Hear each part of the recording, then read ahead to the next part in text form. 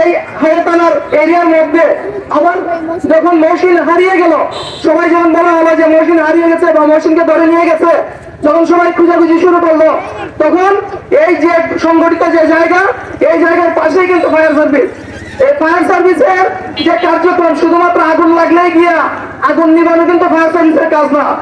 কোন মানুষ যদি হারিয়ে যায়, কোন মানুষ যদি দুর্ঘটনায় কবলিত হয়, তাহলে কিন্তু এইখানে তাদের ভূমিকা পালন করার প্রয়োজন রয়েছে।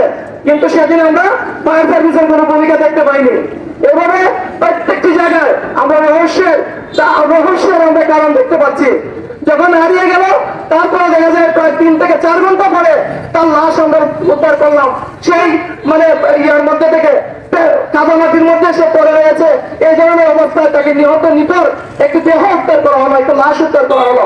অথচ ওসি সাহেব নিজে ফোন দিয়ে আমাদের এখানে ইলিয়াস ভাই উপস্থিত আছেন এবং মহসিন, তাদেরকে উনি বলেছিল যে পুলিশকে সহায়তা করার জন্য ডাকাতি হচ্ছে। কেন?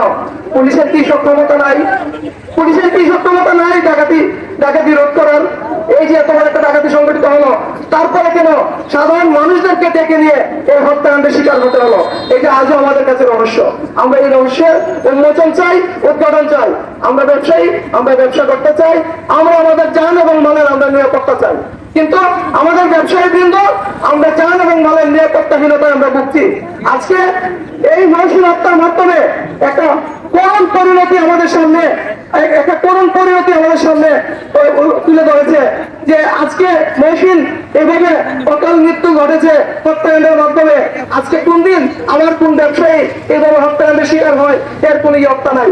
এই জন্য আমি আমার বক্তব্য দীর্ঘায়িত করতে চাই না, সংক্ষিপ্ত আকারে যে কথাটুকু বলতে চাই, আমরা পুলিশ সুপার মহোদয়ের সহিত আমরা বলতে চাই যে কোনোভাবেই হোক এই মামলার রহস্য উদ্ঘাটন করা হোক, প্রকৃত দোষী যারা আছে তাদেরকে অনতিবিলম্বে গ্রেপ্তার করা হোক এবং তাদের সাজা নিশ্চিত করা হোক। এই দাবি আমরা ব্যবসায়ী কল্যাণ সমিতির পক্ষ থেকে, এলাকাবাসীর পক্ষ থেকে, বিভিন্ন রাজনৈতিক দলের পক্ষ থেকে আমরা এই দাবিটুকু রেখে আমি আমার সংক্ষিপ্ত বক্তব্য এখানে শেষ করছি।